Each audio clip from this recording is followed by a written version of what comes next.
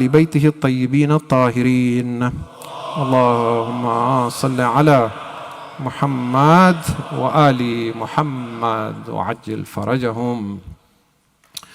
Let us now turn our hearts towards Karbala and towards Aba Abdullah al-Hussein. Sallallahu wa sallama alayka ya Aba Abdullah. روحي وأرواح العالمين لك الفداء. يا ليتنا كنا معكم سيدي فنفوز فوزا عظيما. Tonight is the fourth night of Muharram al-Haram.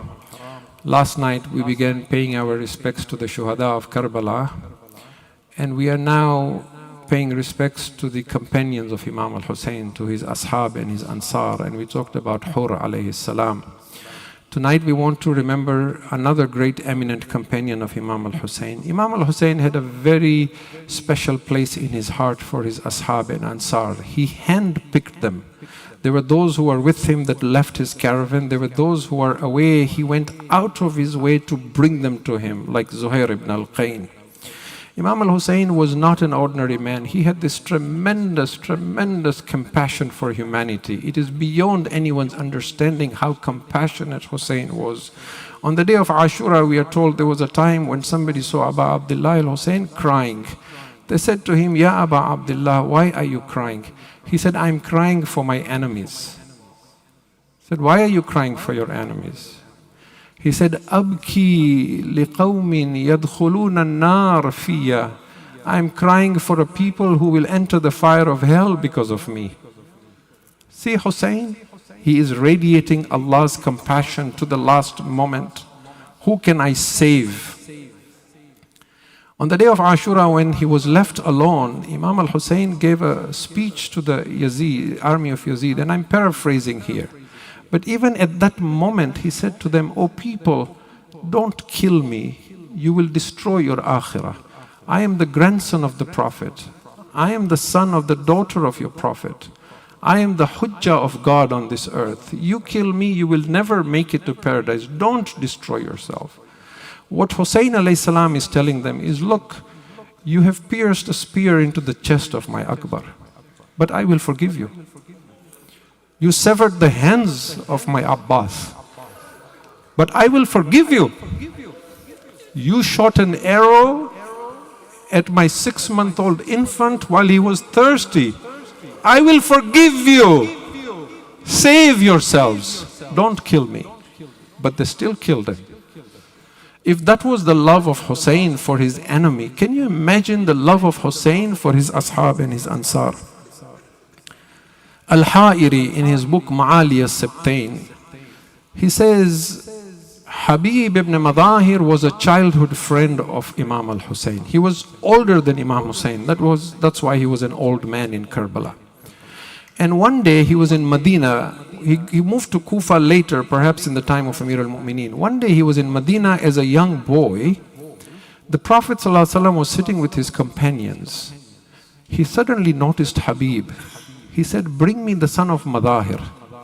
When Habib came, the Prophet sat him beside him and began hugging him and kissing him. They said, Ya Rasulullah, why are you showing so much love to the son of Mazaher? He said, you did not see what I saw. I saw Habib walking behind Hussein. And wherever Hussein walked, he would take the dust from the feet of Hussein and put it on his head. This Habib will help my Hussein one day. There came a time when Habib was in Kufa. There was a curfew in Kufa. Nobody was allowed to leave their homes. Habib was helping the true Shias escape to go to Imam al-Hussein. He helped Muslim ibn Awsaja to get through the marshlands because he knew Kufa very well. But there also came a time when Habib lost complete contact and he had no news of where Imam Hussein is. All he knew was that Imam al-Hussein was coming towards Kufa, but he didn't have any news on what to do. Umar ibn Saad came to Karbala on the 3rd of Muharram.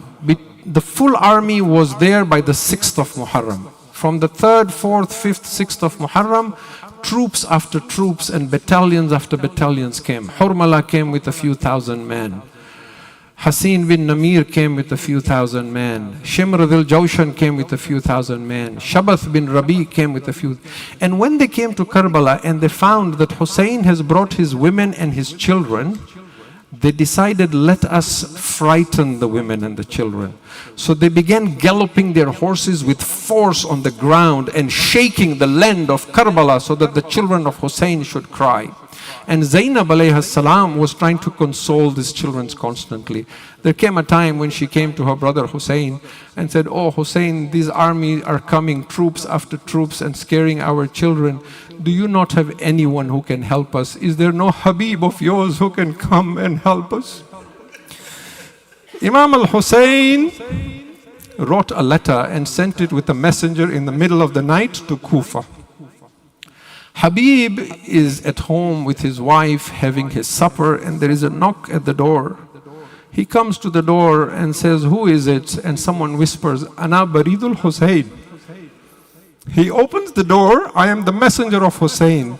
The messenger gives him a letter and slips away into the darkness. Habib sees a letter from Hussein. He places it on his head. He places it on his eyes. He kisses it. He opens the letter. It says, "Min Hussein ibn Ali al-Gharib ila rajulin faqih Habib." Habib, I am surrounded by the army of Yazid near Furat. I need your help. Do not fail to reach me. Habib closed the letter. He went back inside and sat. His wife said, "What is it?" He said, "There is a letter from Hussein." "What does the letter say?" He says, "Abba Abdullah is calling me to him." She said, "What are you thinking, O Habib?" He said, "I am concerned about you if I leave you alone." She stood up. "Habib, the son of Zahra is calling you, and you are concerned about me. If you do not go, Habib, I will go to Karbala and fight." Habib was encouraged by this. He called his servant and gave him his horse. He said, "Pretend you are giving the horse water. Take him outside Kufa and wait for me at this place. I will meet you later in the night." Habib collected a few belongings and began heading out. His wife said to him, "Habib, I am letting you go on one condition. When you get to Karbala, kiss the hands and feet of Abu Abdullah and give him my salam." Habib went through the marshlands and came out to the outskirts of Kufa. When he came to the horse, he was a little delayed in getting there. He found his servant was with the horse and he was talking to the horse. The servant was saying to the horse, "O steed of Habib, if Habib does not come, I will mount you and go to Karbala." Habib cried, "Alas, what days have befallen the grandson of the Prophet. Even slaves are yearning to give their life." He said to him, "I have freed you." The slave said, "No, I will come with you." Habib put the slave with him. They began riding towards Furat. Imam al-Hussein began making banners and flags for his army for the day of Ashura. He created 12 different rayat and alam. He gave 11 of them away. Burair, this is your alam. Muslim, this is your alam. Zuhair, this is your alam. The companions saw one alam was sitting on the side. They said, "Abba Abdullah, whose alam is this?" He said, "His honor is coming. I have called Habib. He will not let me down." Look at the i'timad. Look at the conviction that Hussein has on Habib. When Habib arrived, the ashab were overjoyed. They welcomed him. There was laughter and joy in the camp of Hussein. Habib tied a belt around his waist. He tied a band on his forehead for his eyelashes. He said, "Abba Abdullah, when I see you, I feel young and blood rages in my body." The women heard this laughter and cry. Zainab said to Fidda, "Why is there so much joy in the camp?" Fidda said, "Habib has come from Kufa."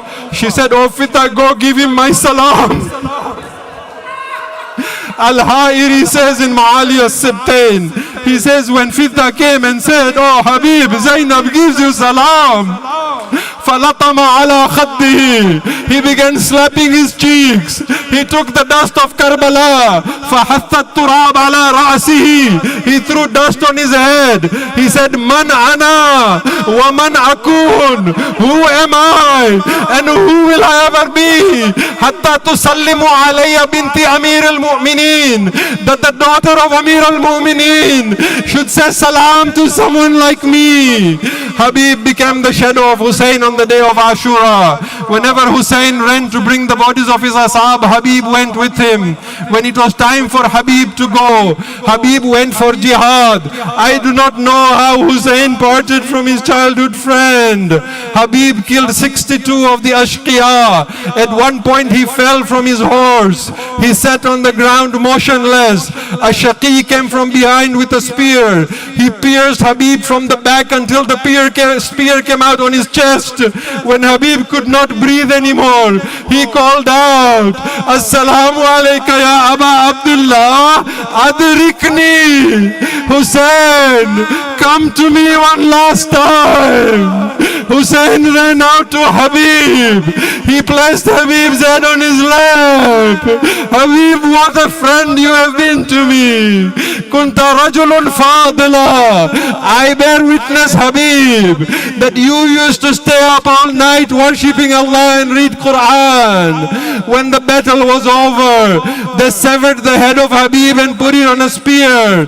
When the heads were taken around in Kufa, the son of Habib was in Kufa. Qasim ibn al-Habib saw his father's head on a spear.